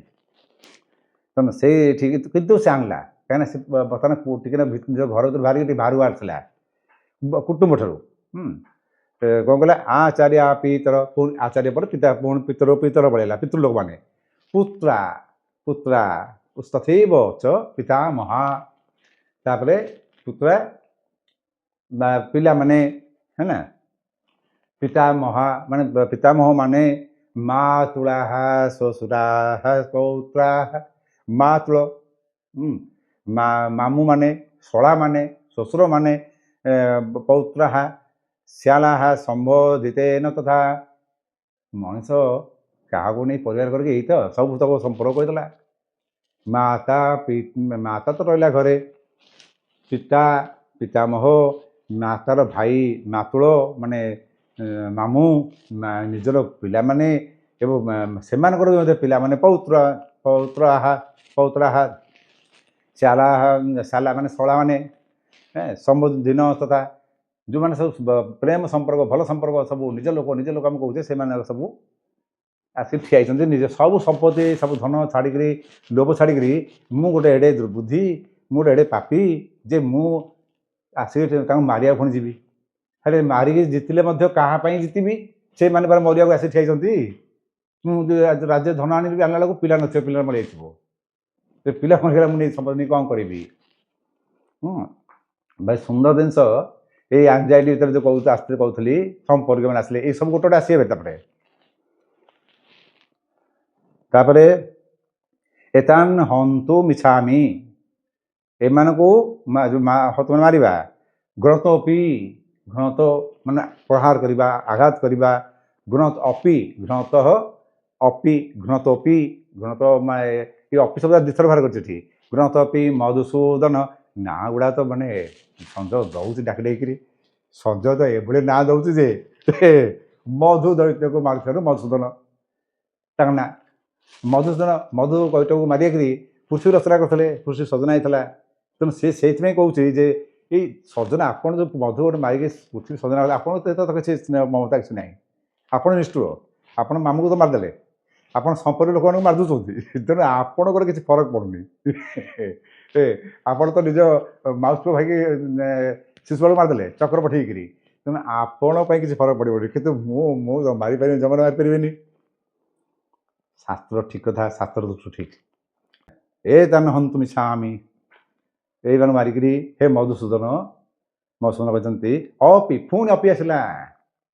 ମାନେ ଯୋଡ଼େ ଅପି କହିବାର ଥିଲା କ'ଣ? ଯେ ସେମାନେ ମୁଁ ସେମାନଙ୍କୁ ମାରିଦେଲି, ତାହେଲେ ଲାଭ କିଛି ନାହିଁ। ସେମାନେ ଯଦି ମୋତେ ମାରିଦେଲେ, ତାଙ୍କର ବି ଲାଭ କିଛି ନାହିଁ। ତେଣୁ ଦୁଇଥର ଅପି କଲା। ଅପି ଗୀତାର ଶବ୍ଦ ଶ୍ଳୋକ ମୁଁ ଯେତିକି ବୁଝୁଛି ମଧ୍ୟ ବି ବହୁତ ଅଳ୍ପ। ବାସ୍ତବିକ ବୁଝିବା ଆରମ୍ଭ କରିବି, ଗୋଟେ ଅଧ୍ୟାୟ ମିନିମମ୍ 3 ବର୍ଷ 4 ବର୍ଷ ଯିବ, ଯେତିକି ମୁଁ ଜାଣିଛି। ଆଉ ବାକି ତ କମ୍ କଥା କହିପାରିବିନି। ଅପି ତ୍ରୈଲୋକ୍ୟ ରାଜ୍ୟସ୍ୟ, 3 ଲୋକ, ମୋତେ 3 ଲୋକ ମିଳିଯିବ, ସ୍ୱର୍ଗ ମୋତେ ପାତାଳ। ତ୍ରୈଲୋକ୍ୟ ଅର୍ଜୁନ ପାଇଁ ସଳା ଦେବ, କାରଣ ଅର୍ଜୁନ ସ୍ୱର୍ଗପୁର ଯାଇଥିଲା, ଇନ୍ଦ୍ର ପାଖକୁ। ପାତାଳକୁ ଯାଇଥିଲା ନାଗବାଳି କି ଭାଇ ଭାଇ ବିବାହ କରିଥିଲା ନାଗାର୍ଜୁନ ତା ପୁଅ। ଭୀମ ବି ଯାଇଥିଲା ପାତାଳକୁ। ତେଣୁ ଏମାନେ ସବୁ ପାତାଳ ଯାଇଛନ୍ତି, ସ୍ୱର୍ଗ ବି ଦେଖିଛନ୍ତି, ପାତାଳ ବି ଦେଖିଛନ୍ତି ମତେ ଛାଡ଼ିକିରି। ଆଚ୍ଛା, ତ୍ରୈଲୋକ୍ୟ ରାଜସ୍ୟ ଏଇ ତିନି ଲୋକର ରାଜତ୍ୱ କରିବାକୁ ଦିଆଯାଏ। हे तो कि हि नु नु मही कृते मही कृते এই ସବୁ ଜିନିଷ ମଧ୍ୟ ଦିଆହେଲା ମଧ୍ୟ ମୋ ପାଇଁ ଏଇ କିଛି ତିନିଟା ଯାକ ଜିନିଷ ବି ଦରକାର ନାହିଁ। ନା ପୃଥିବୀ ତ ଦୂର କଥା, ମୋ ତିନି ଲୋକର ଯଦି ସ୍ୱାମୀ କରିଦିଆଯାଏ ତେବେ ମଧ୍ୟ ମୋ ତିନିଟା ଲୋକର ସ୍ୱାମୀ ଦରକାର ନାହିଁ। ନିହତ୍ୟ ଧାତରାଷ୍ଟ୍ରାନ୍ ଯଦି ଧୃତରାଷ୍ଟ୍ର ଲୋକ ଏଠି ଖରାପ ବ୍ୟବହାର କରିছে ମାନେ ଧୃତରାଜ ଯେଉଁ କରିଛନ୍ତି ମାନେ ଦୁରାତ୍ମାମାନଙ୍କୁ ଏ ଧୃତରାଷ୍ଟ୍ର ମାନେ ଦୁର୍ଯୋଧନ ପ୍ରଭୃତି ଭାଇମାନେ ଯଦି କେବଳ ଦୁର୍ଯୋଧନ ପ୍ରଭୃତି ଶୈଳୀ ଭାଇ ଏମାନଙ୍କୁ ଯଦି ମାରିବି ଦିଏ କାହା ପ୍ରୀତି ସାଜ ଜନାର୍ଦ୍ଦନ ଏସବୁ ଗୁଡ଼ାକ ବହୁତ ବଡ଼ ଭଲ ଜିନିଷ କହୁଛି। ସାଜ ଜନାର୍ଦ୍ଦନ, ଜନାର୍ଦ୍ଦନ ମାନେ ଯିଏ ପାପୀମାନଙ୍କୁ ଦଣ୍ଡ ଦିଏ ଆଉ ପୁଣ୍ୟାତ୍ମାନଙ୍କୁ ତାଙ୍କର କର୍ମ ଅନୁସାରେ ସୁଖ ଆଉ ମୁଖ୍ୟ ଯୋଡ଼ା ଦିଏ, ସିଏ ହେଲା ଜନାର୍ଦ୍ଦନ। ନିହତେ ଧାତରାଷ୍ଟ୍ରାଣ କାହା ଜନାର୍ଦ୍ଦନ, ଏ ଯେଉଁ ହେ ଜନାର୍ଦ୍ଦନ ଏଇମାନଙ୍କୁ ମାରିଦେଲେ ମଧ୍ୟ ଏଇ ଯେଉଁ ଧୃତରାଷ୍ଟ୍ର ପାପୀମାନଙ୍କୁ ଏଥିରେ କ'ଣଟା ଲାଭ? ସ୍ୟାକ୍ ସ୍ୟାତ୍ ଜନାର୍ଦ୍ଦନ, ସ୍ୟାତ୍ ମାନେ ଯେଉଁ ମିଳିବ କ'ଣଟା ପାଇଁ ମୋତେ ମିଳିବ, ହେ ପ୍ରଭୁ ମୋତେ ଏସବୁ ମାରିକି ମୋତେ କ'ଣ ମନ ମିଳିବ। ତାପରେ ସେ ଦ୍ୱିତୀୟ ଧାଡ଼ିରେ କହୁଛି ପାପମ୍ ଏବା ଶ୍ରୟେଦ୍ ଅସ୍ମାନ୍, ପାପମ୍ ଏବା ଶ୍ରୟେଦସ୍ମାନ୍, ପାପମ୍ ଏବଂ ଏ ପାପ ଯେଉଁ ଏମାନଙ୍କୁ ମାରିଲେ ବରଂ ମୋତେ ପାପ ହିଁ ଲାଗିବ। ଦେଖନ୍ତୁ ଶାସ୍ତ୍ର ବାଡ଼ିକି ଆସ୍ତେ ଆସ୍ତେ ଆସିଲାଣି ସେ ଏଇଟା ଲେଖିଲା ହିତେ ତାନା ତଥା ହିତ୍ୱା ଯୁକ୍ତ ଏ ତାନେ ଏହି ଆତତାୟୀମାନଙ୍କୁ ସେ କହିଲା ଏଇ ଆତତାୟୀମାନଙ୍କୁ ଯଦି ହିତ୍ୱା ଏ ତାନ୍ ଆତତାୟୀନ ଏଇ ଆତତାୟୀମାନଙ୍କୁ, ଏମାନେ ଆତତାୟୀ, ଏ ଆତତାୟୀମାନଙ୍କୁ ମଧ୍ୟ ମାରିଲେ ମଧ୍ୟ ପାପ ଲାଗିବ। ମାନେ ଶୁଣିବାକୁ ତ ବହୁତ ବଢ଼ିଆ ଲାଗୁଛି। ଅର୍ଜୁନ ଯାଉଛି ବହୁତ ଭଲ କଥା କହୁଛି, କେତେ ଭଦ୍ର କେତେ ଭଲ। ଆରେ ଅର୍ଜୁନ ଭଳିଆ ତ ଏଇ ଯେ କୃଷ୍ଣ ବଦମାସ, ସେ ଏତେ ସୁନ୍ଦର କଥା କହୁଛି, ଶାସ୍ତ୍ର କଥା କହୁଛି, ଶାସ୍ତ୍ର ବାକ୍ୟ ମାନିବା କଥା କହୁଛି। ଇଏ କୃଷ୍ଣ କହୁଛି ଶାସ୍ତ୍ର ମାନ ନା। ପୁଣି ଏଇ କୃଷ୍ଣ 16 ଅଧ୍ୟାୟରେ 23-24 ନମ୍ବରରେ କହିଛି ଯେ ଶାସ୍ତ୍ର ବିହିତ କର୍ମ ଯିଏ ନ କରିବ ତାର ସିଦ୍ଧି ମିଳିବନି, ସୁଖ ମିଳିବନି, ତାର ମୁକ୍ତି ମିଳିବନି, ଇଷ୍ଟ ପ୍ରାପ୍ତି ହେବନି, ଇଷ୍ଟ ମାନେ ସିଦ୍ଧି ମିଳିବନି, ସୁଖ ମିଳିବନି। ଆଚ୍ଛା, ଇଏ ଆହୁରି ଆଶ୍ଚର୍ଯ୍ୟ କଥା। ଶାସ୍ତ୍ର ଏଠି ଶାସ୍ତ୍ର କଥା ତ ଅର୍ଜୁନ କହୁଛି, ଶାସ୍ତ୍ର ଏଠି ଅର୍ଜୁନ କ'ଣ ଭୁଲ କହୁଛି? ମୁଁ ଆପଣଙ୍କୁ କହିଥିଲି ନା, ଶାସ୍ତ୍ର ନ ବୁଝିକି ଶାସ୍ତ୍ର ମାନିବା ହେଲା ନରକକୁ ଯିବା, ତାଠୁ ଦୁଃଖ କିଛି ନାହିଁ। ତେଣୁ ଆଜି ଏବେ ଦେଖନ୍ତୁ ଯେତେ ଯେଉଁ ପ୍ରାୟ ଲୋକ ଯେଉଁମାନେ ଧାର୍ମିକ ଲୋକ ଦେଖାଯାଉଛନ୍ତି ସେମାନଙ୍କ ଦ୍ୱାରା ଯେତିକି ଅନ୍ୟାୟ ହେଉଛି, ଧାର୍ମିକ ଲୋକ ନଯାଉଥିବା ଲୋକ ଦ୍ୱାରା ଏତେ ଅନ୍ୟାୟ ହେଉନି। କାରଣ ଧର୍ମ ନାଁରେ ସେମାନେ ଅନ୍ୟାୟ କରି ଚାଲିଛନ୍ତି। କାରଣ ଧର୍ମପରା କହିଛି, ଶାସ୍ତ୍ର କହିଛି, ଯାହାର ଶାସ୍ତ୍ର ତ ବୁଝିବ କେଉଁଠି? ଆଉ ଯିଏ ବି ବୁଝିଲା ତାକୁ ହେ ହା ଦୁର୍ଦାଲ ମାର, ତୁ ଜାଣିନୁ ତୁ ନାସ୍ତିକ କରିବେ। ଏଠି ଶାସ୍ତ୍ର କଥା ଅର୍ଜୁନ କହୁଥିଲା, ଆସ୍ତିକ ପୁରା ଆସ୍ତିକ ମାନେ ଭଗବାନଙ୍କ ପାଖରେ ପାଇଯାଇଛି ନା, ପୁରା ଆସ୍ତିକ ହେଇଯାଇଛି। ତେଣୁ ଶାସ୍ତ୍ର ଜ୍ଞାନ ବି ବହୁତ ପଢ଼ିଛି, ଅଛି ତାର ଅଛି ଶାସ୍ତ୍ର ଜ୍ଞାନ। କ'ଣ କହୁଛି? ପାପ ନୁହେଁ, ଏଇ ଯେଉଁ ଆତତାୟୀ କହିଲେ ଆପଣ କ'ଣ ବୁଝିବେ? ଆତତାୟୀ କହିଲେ ମୁଁ ଆପଣ କହୁଛି ବୁଝିଲେ ବହୁତ ଜିନିଷ ବୁଝିବାକୁ ପଡ଼ିବ। ଆଚ୍ଛା, ବଶିଷ୍ଠ ସ୍ମୃତିକି ଯିବା ଭାରି। ବଶିଷ୍ଠ ସ୍ମୃତିର 3ୟ ଅଧ୍ୟାୟର 19 ନମ୍ବରରେ କହିଲା, ଆଉ ସାଂସ୍କୃତିକ ଭୁଲୁନି, ବ୍ୟାଖ୍ୟା ହେଲେ ସମୟ ପଡ଼ିବ। 19 ନମ୍ବର କହିଲା ଯେ ଆତତାୟୀ ହେଲେ 6 ପ୍ରକାର। କ'ଣ କ'ଣ? ପ୍ରଥମ ଯିଏ ନିଆଁ ଲଗେଇକି ମାରେ, ନିଆଁ ପୋଡ଼ିକିରି, ଏଇଟାକୁ ଦୁର୍ଯ୍ୟୋଧନ ନିଆଁ ଲଗେଇଥିଲା, ଜଉଗର ପଡ଼ିଥିଲା, ସେ ଗୋଟେ ଆତତାୟୀ। ଦ୍ୱିତୀୟରେ ଯେ ବିଷ ଦେଇ ମାରେ, ଦୁର୍ଯ୍ୟୋଧନ ଭୀମକୁ ବିଷ ଦେଇ ମାରିଥିଲା, ତେଣୁ 2 ପ୍ରକାର ଆତତାୟୀ ମଧ୍ୟ ଦୁର୍ଯ୍ୟୋଧନ ପାଖରେ ଅଛି। ତୃତୀୟରେ ଯେ ଶର ଦ୍ୱାରା ଘାତ କରି ମାରିବ, ଆଘାତ କରିବି, ସେଇଟା ମଧ୍ୟ ଦୁର୍ଯ୍ୟୋଧନ କରିଦେଇଛି। ଗୋଧନ ହରଣ ବେଳେ ମାନେ ଯୁଦ୍ଧ ବହି କରିଛି, ଚାହିଁଥିଲେ ଅର୍ଜୁନ ତାକୁ ସେଇଠି ମାରି ଦେଇଥାନ୍ତା। ଅର୍ଜୁନ ନା ଭୀମ ପ୍ରତିଜ୍ଞା କରୁଛି ନା ତା ଜଙ୍ଗ ଭାଙ୍ଗିବ, ତେଣୁ ମୁଁ ମାରିଦେଲେ ଭୀମ ପ୍ରତିଜ୍ଞା ଭୁଲ ହେଇଯିବ, ତ ଛାଡ଼ିଦେଲା, ଦୟାକରି ଛାଡ଼ିଦେଲା ତାକୁ। ନହେଲେ ସେଠି ମାରି ସଭା କରିଦେଇଥାନ୍ତା ଅର୍ଜୁନ। ତେଣୁ ଶସ୍ତ୍ରଧାମ ବୋଧେ ଆଘାତ କରିଛି କିଏ ଦୁର୍ଯ୍ୟୋଧନ। ଆଚ୍ଛା 3ଟା ଗଲା। ଆଉ 4ରେ ଯେ ଧନକୁ ଅପହରଣ କରିନି, ଅପହରଣ କ'ଣ ମାନେ ଛଳ କପଟରେ ନେଇଯାଏ, ନେଇଛି ପଶା ଖେଳିକିରି ଧନ ନେଇ ସମ୍ପତ୍ତି ସବୁ ନେଇଗଲା। ଧନ ଯେ ଭୂମି ମାନେ ଭୂମି ରାଜ୍ୟ, ଭୂମି ରାଜ୍ୟ ସବୁ ନେଇଯାଏ, ଅପହରଣ। ଏ ଭୂମି ରାଜ୍ୟ ଧନ 3ଟା ଯାକ ସେ ନେଇଗଲା। କିଏ ସେ ଦୁର୍ଯ୍ୟୋଧନ ନେଇଛି। ପଶା ଖେଳିକିରି 12 ବର୍ଷ ବନବାସ କଲେ, 1 ବର୍ଷ ଗୁପ୍ତ ବନବାସ। ସେ ବି ଆତତାୟୀ, ତା ସାଙ୍ଗେ ଯେଉଁମାନେ ଯୋଗ ଦେଇଛନ୍ତି ସେମାନେ ଆତତାୟୀ। ହଁ, ତାପରେ ଆଉ ଗୋଟେ 6 ନମ୍ବର ଆତତାୟୀ ଯେ ପର ସ୍ତ୍ରୀ ହରଣ କରେ। ପର ସ୍ତ୍ରୀ ହରଣ ଦୁର୍ଯ୍ୟୋଧନ କରିଛି। କେମିତି କଲା? ସଭା ମଝିରେ ସମସ୍ତେ ଆଗରେ କରିଛି। ଏମିତି ତ ରେପ୍, ତ ସେ ତ ରେପ୍ କରିଥାନ୍ତା ନ କରିଥାନ୍ତା ପଛ କଥା ସେଟା। ଆଉ ତ ବସ୍ତ୍ର ହରଣ କଲା। ବସ୍ତ୍ର ହରଣ ଉଲ୍ଲଂଘନ ହେଲେ ସିନା ପଛରେ ଦେଖିବା ସେ ରେପ୍ କରିବାକୁ କରିଥାନ୍ତା ନ କରିବା, କରିବନି ବୋଲି ମାନେ କ'ଣ ଅଛି? ଯିଏ ସମସ୍ତେ ସଭା ଆଗରେ ସମସ୍ତେ ଆଗରେ କହୁଛି ଉଲ୍ଲଂଘନ ହ, ତାକୁ ତୁ ମୋ ଦାସୀ ହେଲୁ, ତାକୁ ଦୁଶାସନ କହ, ତାକୁ ବସ୍ତ୍ର ହରଣ କର, ତା ବସ୍ତ୍ର କାଢ଼, ଖୋଲିକିରି କାଢ଼େ, ତାହେଲେ ଚିର ହରଣ।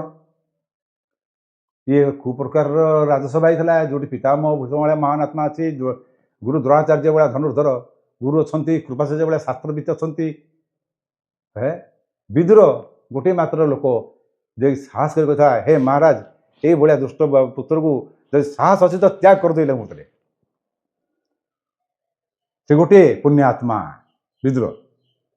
ଏଇଭଳିଆ ସଭାରେ ପୁଣି ବାପ ବସିଛି ଧୃତରାଷ୍ଟ୍ର, ଅନ୍ଧ ହଉ ପଛେ ବାପ ତ, ବାପର କିଏ ପୁଅଟା ରେପ୍ କରିବ ବାହାରିବ, ପୁଣି କୂଳ ବୋହୁ, ଆଉ କିଏ ନୁହଁ, ନିଜ କୂଳର ବୁଢ଼ା, ବାହା ଲୋକଟା ହେଲେ ତାହେଲେ ପୁଣି ସ୍ତ୍ରୀ ଲୋକକୁ ତା ରଜସ୍ୱଳା ଅବସ୍ଥାରେ, ତା ପିରିୟଡ଼ ସମୟରେ ବସ୍ତ୍ର କାଢ଼, ୟା ଭଳି ଅପରାଧୀ କିଏ ନେଇ। ଇଏ ହେଲା କ'ଣ କହୁଥିଲି,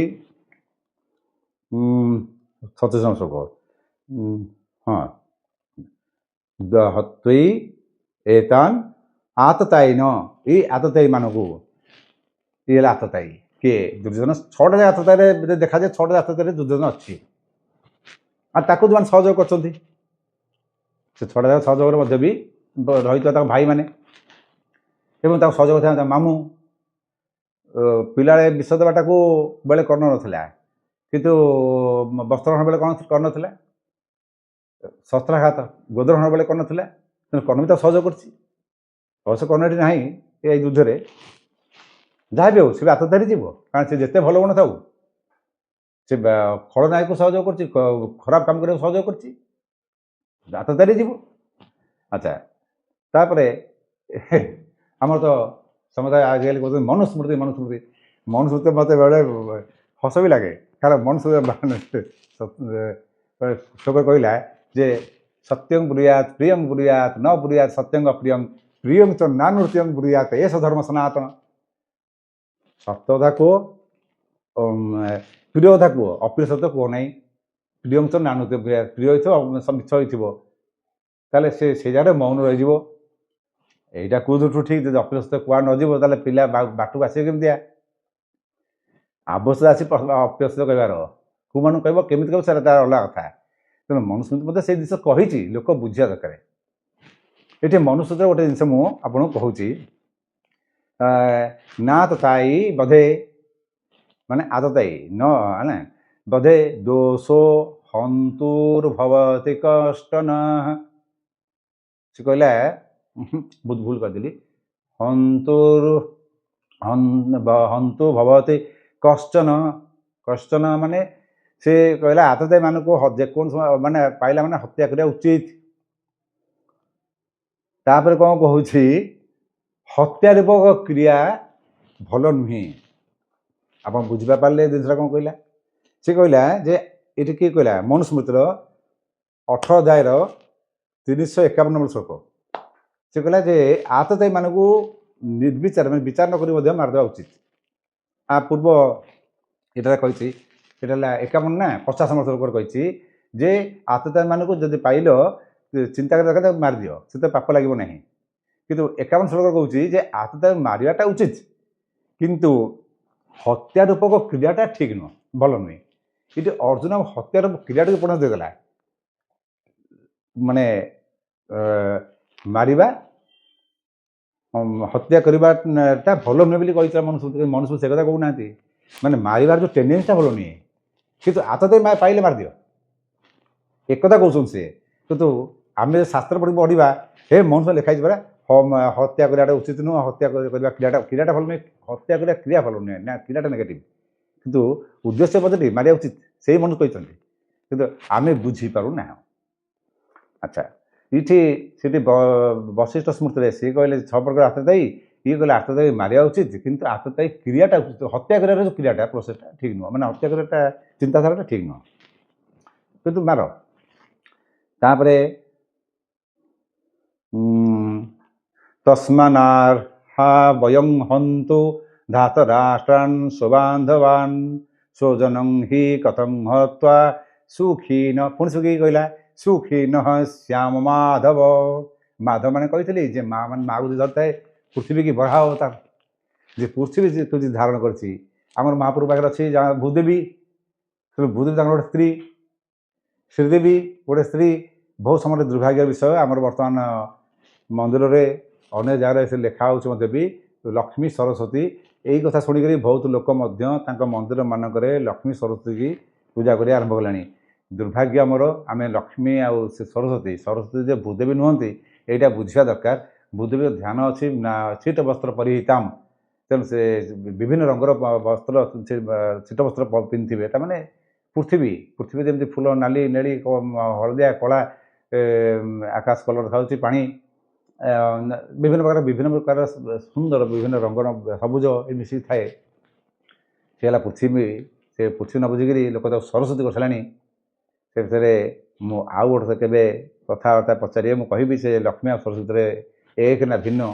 ବହୁତ ସୁନ୍ଦର ଜିନିଷ ଅଛି ଆମ ମହାପ୍ରଭୁ ପାଖରେ ଆସିଲେ ଆପଣ ଭୂଦେବୀ ଶବ୍ଦଟା ବୁଝିପାରିବେ, ମାଧବ ଶବ୍ଦ ବୁଝିପାରିବେ। ଆମର ମାଧବ ବୋଲି କହନ୍ତି, ଦୁର୍ଗା ମାଧବ 16 ଦିନେ ପୂଜା ହୁଏ, ଦୁର୍ଗା ମାଧବ ବନ୍ଧାନ୍ତି କଳା ଭିତରେ, ଦୁର୍ଗା ମାଧବ।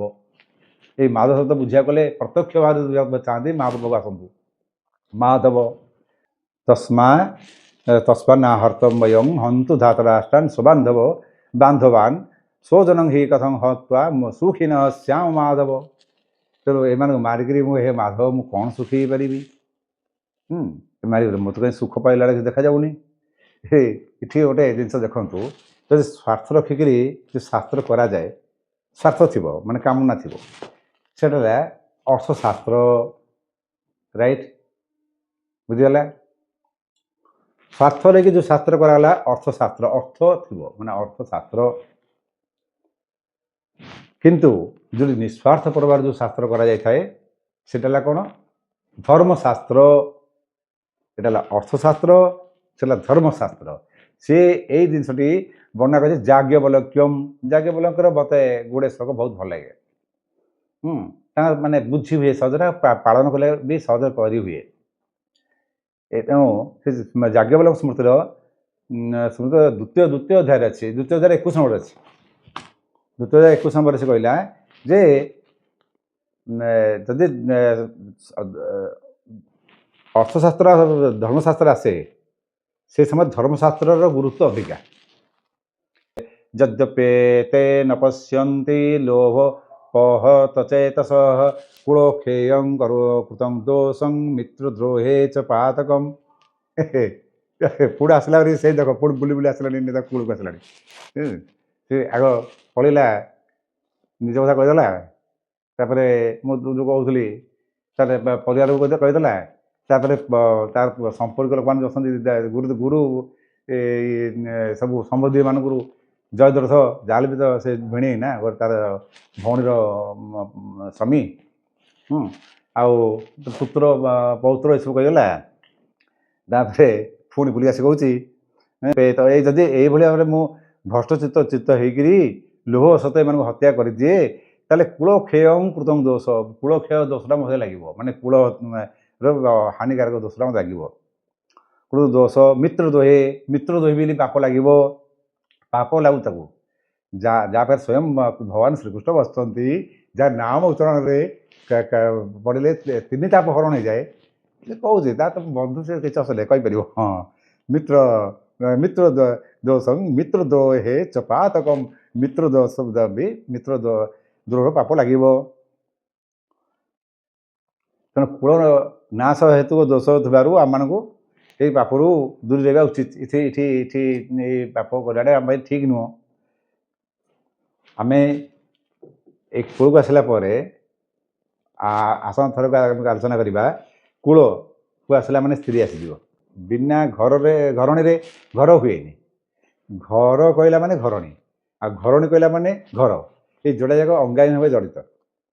ଯଦି ଘରଣୀ ନଥିବ ତାହେଲେ ସେ ଘର ଥାଏ କି ଯା ନଥାଏ ସେ ଧ୍ୱଂସ।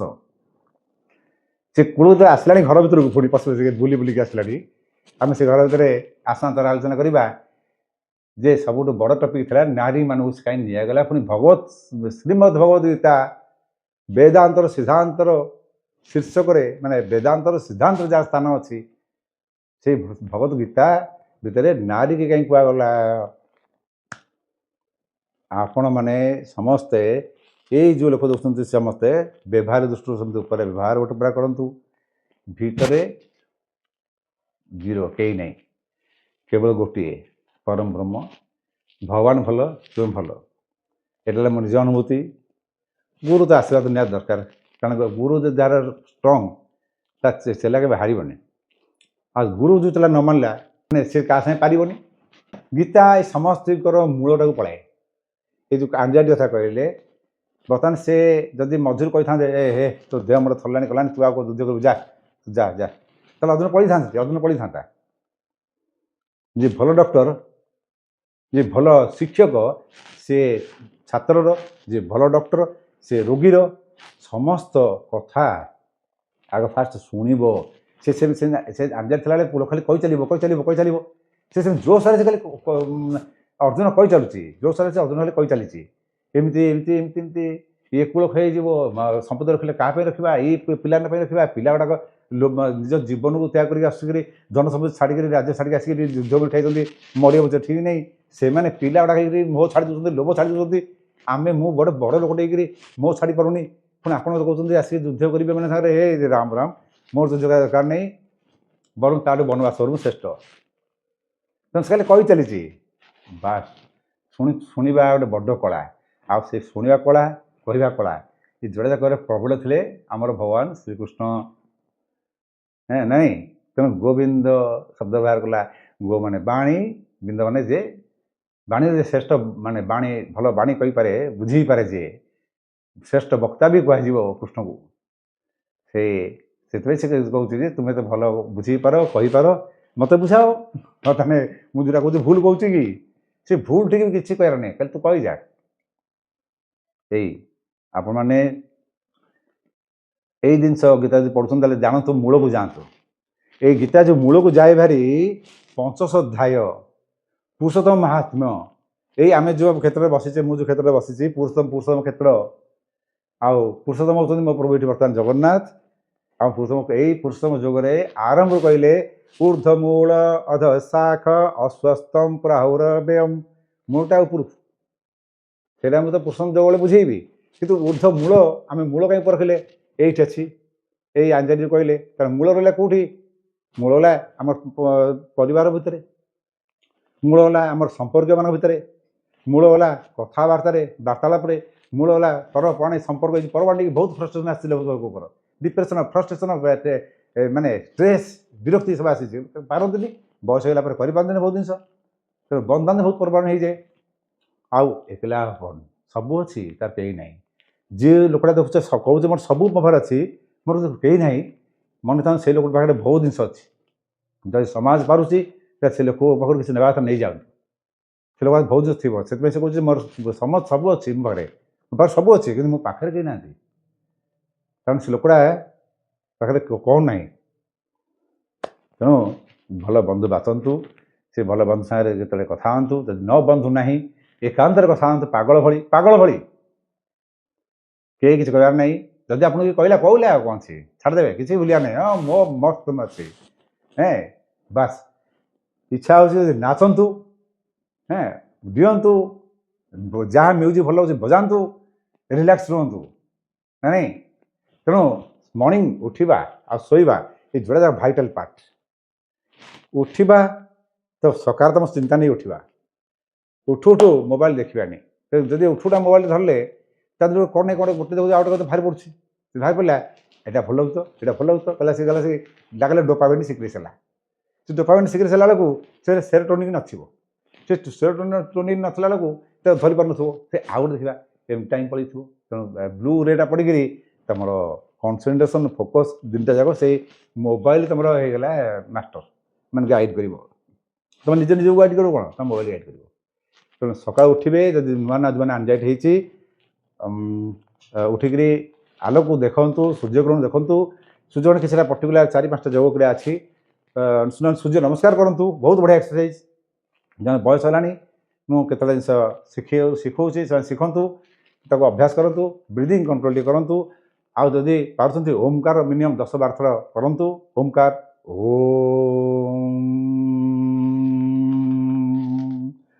ସବୁଠୁ ବେଶୀ ଜିନିଷ ଯଦି ଓମ୍ ନ କହୁଛନ୍ତି ତାହେଲେ ଭ୍ରାମରୀ ପ୍ରାଣାୟାମଟା କରନ୍ତୁ। ଏଇଠୁ ତାକୁ ଡିପ୍ ନିଶ୍ୱାସ ନେବେ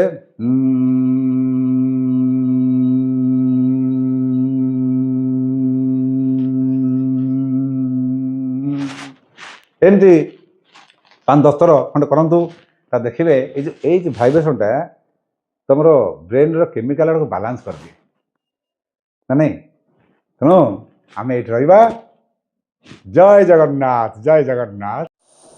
ଯଦି ଆପଣମାନଙ୍କୁ ଆମର ଭିଡ଼ିଓଟି ପସନ୍ଦ ଆସିଛି ତେବେ ଏହିପରି ଭିଡ଼ିଓ ପ୍ରଥମେ ଦେଖିବା ପାଇଁ ଲାଇକ୍ ସେୟାର ଆଣ୍ଡ ସବସ୍କ୍ରାଇବ୍ କରି ପାଖରେ ଥିବା ବେଲ୍ ଆଇକନ୍କୁ ପ୍ରେସ୍ କରନ୍ତୁ। Thank you.